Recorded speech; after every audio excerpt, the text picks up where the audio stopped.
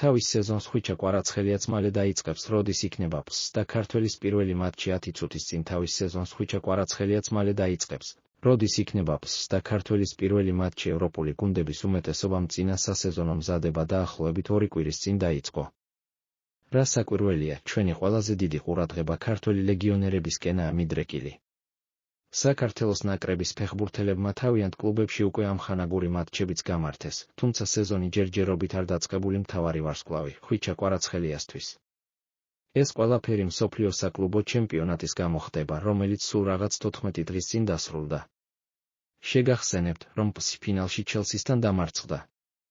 ლუის ენრიკემ გადაწყვიტა, რომ ფეხბურთელები 6 აგვისტოს დაიბაროს, მანამდე კი ყველას გაწერილი პროგრამით ინდივიდუალურად ვარჯიში დაავალა.